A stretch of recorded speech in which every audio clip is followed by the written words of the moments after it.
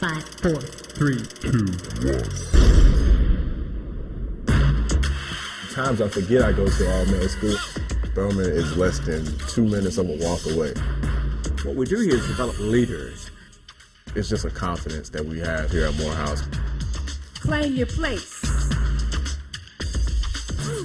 The social life is crazy.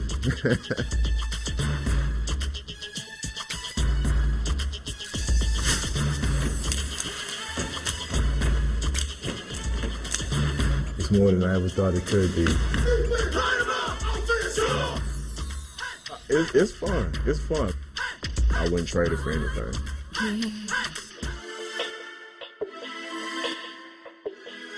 Morehouse is an undergraduate-only institution, which means that we focus exclusively on undergraduate education. One of the things that we continue to do at the college is have a close relationship between students and faculty. The student-faculty ratio, for example, in Morehouse, I believe it's somewhere in the neighborhood of 14 or 15 students for every faculty. We encourage interaction and disagreement and dialogue, not only between the student and the professors, but also between the students themselves. It's not easy. Classes are not easy. They're very demanding, but at the same time, they're very enriching and you'll get a lot out of it. It's the high expectations and the knowledge that the students can do that work. Professors are fun. You know, they're here for a very particular reason. This isn't just any college, and they know that. So in the classroom, you know, they're all about having fun and engaging you and living up to the school's mission. When you place the bar, some of the guys, their academic competitive nature. Say, I'm going to do it just because he put that bar up there. I'm going to let him know I can get to it. A lot of people come in with this opinion of, well, I was top 5 in my class. I'm a Gates Millennium Scholar. Well, guess what? There's another Gates Millennium Scholar who's sitting next to you. Oh, by the way, there's an Oprah Winfrey Scholar who's sitting in the back of you. There's so many different levels of scholarship who come into the school. Students can come here expecting a great deal in the way of challenge and the presumption that they will meet those challenges. As I say to students, if you occupy this seat,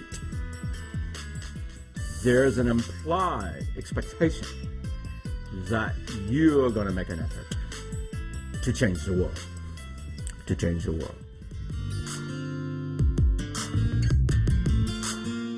Morehouse places a crown above your head and challenges you to grow into it.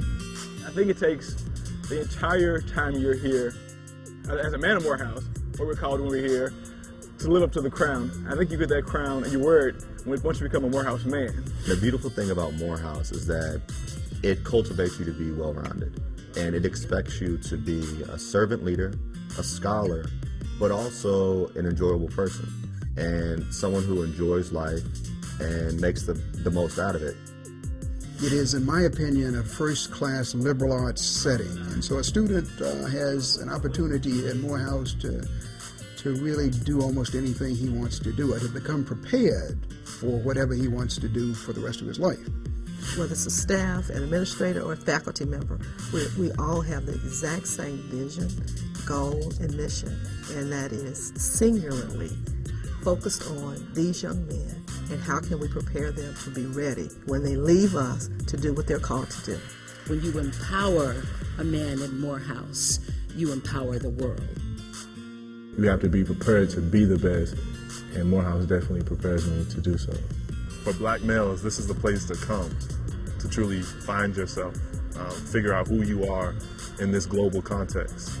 They do say you can tell a Morehouse man, and I feel like when coming here, it makes you want to carry yourself in that sort of way, like to where you represent something more than just yourself. You take pride in.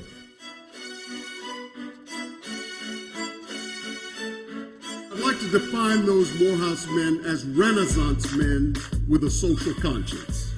I think when it comes to Renaissance men and developing Renaissance men, that's why Morehouse was created, to put black men in society who are going to change society. It's not just about who you are, but who you're becoming and what you're going to contribute as a member of this society. And by that I mean the world society. But part of it is just feeling good about being in this fraternity of people who are of like mind. People who've been well prepared and who have a sense of mission about their larger work. To me, these are hallowed grounds. You know, just to walk and see a building that has W.E.B. Du Bois' name on it, or to go past the Howard Thurman Memorial. So for me, this is alive. The buck stops at Morehouse. Not any other school that stops at Morehouse. It's our purpose, goal, to contradict the evening news. If you're really about the long term, and you're concerned about becoming a better person and achieving the most amazing things in life, and not just getting a few credentials, and really changing the world as Dr. Martin Luther King did, and being these true change agents, these people that go down in history, Morehouse is where you need to be. Morehouse is like a vibe, a vibe, and you have to be here to really feel that vibe and to interact with people. To know that, great or small, every Morehouse man is together and locked in this thing together. Teaching here and developing each other. It's not a job, it's more of an art. It's not a job, it's almost, if you stay here long enough, it's a spiritual calling. It's not a job. Every interaction, every time I see them, everything I do, in class, outside of class, I know has had an effect on those young men. To say that I had a chance to be a speck in the sea of the Morehouse mystique. Oh, man. It's just mind-boggling. It's an experience, I think, that is unlike any other experience. And with all due respect, this is Morehouse.